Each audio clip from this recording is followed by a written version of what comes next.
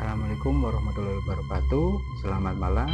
Kali ini aku akan membawakan cerita tentang pendakian salah satu gunung di Jawa Tengah. Banyak sekali gunung Jawa Tengah yang sangat menarik untuk didaki, baik karena pemandangan lautan awan di puncaknya yang sangat indah. Betul kan? Teman-teman pasti tidak asing dengan keindahan alam di atas Gunung Sumbing. Kali ini saya akan bercerita tentang pendakian salah satu gunung Sumbing oleh sekelompok pemuda yang berasal dari Yogyakarta. Tapi siapa sangka di balik keindahan Gunung Sumbing itu menyimpan berbagai cerita mistis seperti dialami oleh teman kita. Ditambah oleh sosok seram, di mana mereka ini awalnya mendengar suara-suara aneh, ditampaki oleh sesosok seram, dirasuki sosok menunggu, bahkan sampai diikuti oleh arwah gentayangan. Perjalanan yang harusnya excited dan sangat menyenangkan berubah mencekam dan menjadi sebuah trauma bagi sekelompok pemuda tersebut. Ingin tahu cerita selengkapnya? Jadi pengalaman horor ini terjadi di awal tahun 2022 lalu. Cerita ini dikirim oleh seorang yang bernama Aziz dari Pulau Bintan. Nah, Aziz dan kawan-kawan itu sedang kuliah di Yogyakarta, di salah satu universitas di Yogyakarta.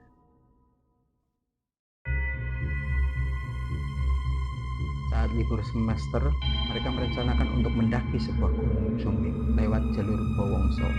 Sedikit cerita aja nih, jalur Bowongso itu adalah jalur Bowongso adalah jalur pendakian Gunung Sumbing yang berada di Wonosobo atau dari arah Wonosobo. Jalur ini cocok sekali untuk para pendaki pemula karena jalurnya yang begitu landai dan tidak begitu curam, sehingga tidak terlalu beresiko bagi pemula. Nah, jalur Bowongso ini terdiri dari 3 pos. Pos Taman Asmara atau pos 1, pos Bogel atau pos 2, dan pos yang terakhir adalah pos Soro. Di antara pos 2 dan pos 3 itu ada namanya base camp atau tempat menginap bagi mereka yang akan melanjutkan untuk menuju puncak sehingga tidak begitu capek di perjalanan. Base camp tersebut adalah Camp Gajahan. Di Camp Gajahan tersebut mereka bisa mendirikan tenda sebelum akhirnya menuju puncak sehingga bisa untuk memulihkan tenaga sebelum mereka melewati jalur-jalur yang begitu ekstrim menuju puncak. Nah, kebetulan Aziz dan teman-teman ini adalah pendakian pertama mereka melewati jalur Sumbing, dan ada beberapa temannya sudah pernah menaiki gunung tersebut, tetapi mereka lebih memilih jalur Bowongso yang tidak terlalu terjal. Nah, sesuai rencana, Aziz dan teman-teman pun berangkat dari Jogja pukul jam 5 sore. Dan setibanya di base camp Bowongso sekitar 10 malam. Mereka nggak langsung mendaki, tetapi mereka memutuskan untuk istirahat dulu semalam di base camp supaya badan mereka fit untuk mendaki kemudian hari. Nah, barulah paginya mereka mulai bersiap-siap menata peralatan dan juga kebutuhan mereka untuk mendaki, kemudian melakukan registrasi di bagian registrasi di base camp Bowongso.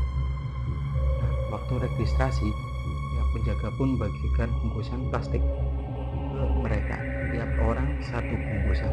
Bungkusan itu ternyata berisi air gula.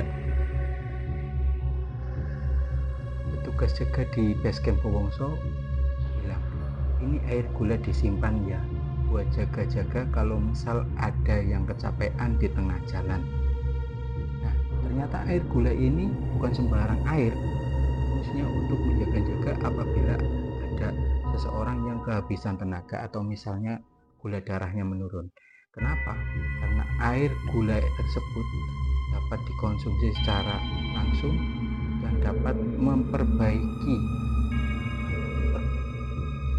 Nah, ternyata air gula ini bukan sembarangan minuman loh. Fungsinya untuk jaga-jaga apabila di tengah jalan ada orang yang kehabisan tenaga atau misalnya gula darahnya menurun. Jadi air gula ini bisa langsung diserap oleh tubuh dan bisa memulihkan tenaga seperti sedia kala atau semacam pertolongan pertama lah buat pendaki yang kecapean. Nah, dibagiin satu-satu tiap orang. Kemudian penjaga basecamp pun menanyakan lagi, di antara kalian ada nggak yang sedang datang bulan ataupun head? Kemudian salah satu dari rombongan ISIS itu menjawab, saya. Di antara kalian adakah yang sedang datang bulan? Tanya penjaga tersebut. Salah satu dari mereka menjawab, saya sedang datang bulan. Ternyata ada salah satu cewek di rombongan ISIS itu sedang datang bulan.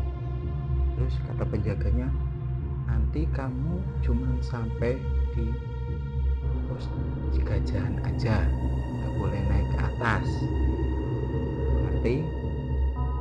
Kemudian Ayu pun menjawab, loh kenapa nggak boleh Pak?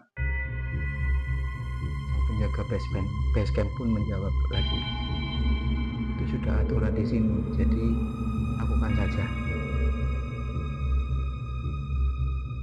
Terus penjaga basecamp nanya lagi, di antara kalian ada nggak yang lagi datang bulan? Kemudian salah satu dari temannya Ajis menjawab, oh saya Pak, saya lagi datang bulan. Kenapa memang? Katanya. Terus penjaga basecamp melanjutkan pertanyaannya, oh kalau gitu mbaknya cuma sampai camp Gajahan aja, nggak boleh kalau sampai puncak, katanya. Kenapa Pak? Itu sudah jadi aturan di sini Mbak, ikutin aja, kata si penjaga. Normalnya pendakian ke puncak Gunung Sumbing itu hanya membutuhkan 7-8 jam kalau cuacanya mendukung. Nah, kebetulan pagi itu cuaca sangat cerah, jadi mereka pun mulai mendaki. Perjalanan dari pos Wongso menuju pos 1 itu relatif aman karena medannya tidak begitu terjal, landai, dan juga cuaca yang sangat mendukung. Perjalanan mereka dimulai jam 8 dan sampai di pos 1 ataupun pos Taman Asmara jam 9 siang. Di situ Ajis dan teman-teman beristirahat sebentar, menikmati pemandangan, kemudian melanjutkan lagi perjalanan menuju pos 2 ataupun pos Bogel. Tapi beda medan dengan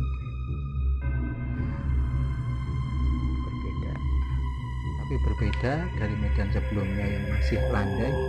Kali ini mereka sudah melewati beberapa tanjakan tuh, meski nggak begitu terjal ataupun tidak begitu ekstrim, tapi tanjakan itu cukup menguras tenaga. Ditambah lagi cuaca yang kurang cerah, ditambah lagi cuaca yang paginya begitu cerah, tiba-tiba mendung, awan mulai datang, kabut mulai turun, dan langit mulai hitam. Suhu udara pun turun drastis. Kondisi itu membuat salah satu dari temennya Aziz itu mulai drop. Kondisi Ayu mulai menggigil. Kondisi seperti itu membuat Ayu, kawan Aziz itu menggigil. Badannya juga ikut lemas. Jadi dia pun sambil dirangkul oleh beberapa temannya untuk berjalan. Melihat kondisi seperti itu, Aziz langsung berkata, wih, kita dirikan tenda aja dulu. Kita dirikan tenda di pos 2 aja, biar tidak terlalu lemas. Atau juga bentar lagi sepertinya mau hujan, kata Aziz kepada teman-temannya. Kemudian mereka pun bergegas menuju pos 2 ataupun pos Bogel. Dan akhirnya sampailah di pos Bogel atau pos 2 sekitar pukul jam 11 siang. Di situ tibanya di sana mereka pukul 11 siang.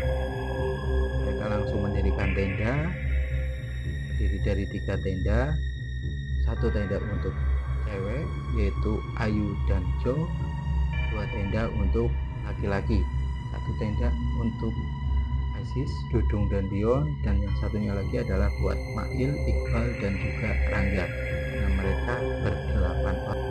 Nah, di tengah kondisi seperti itu, Ayu yang awalnya lemas kini kondisinya semakin drop. Padahal nih aslinya kalau semuanya fit, mereka bisa langsung menuju puncak di hari itu juga. Tapi karena kondisinya tidak memungkinkan, akhirnya mereka sepakat untuk istirahat di pos 2 ataupun pos Bogel. Tak disangka disitulah gangguan demi gangguan mulai terjadi waktu istirahat di pos 2 ini ataupun pos Bogel. Jadi ceritanya hujan hujan yang sejak siang mengguyur mereka itu reda jam 9 malam. Dan pada malam hari mereka memutuskan untuk tetap beristirahat di pos 2. Tetapi sekitar jam 9 malam pas mereka tidur, Aziz mendengar beberapa langkah kaki masuk ke area pos 2. Kemudian beberapa saat mereka pun mendengar orang-orang tersebut menderit, oh ternyata ada rombongan lain yang bersamaan dengan mereka.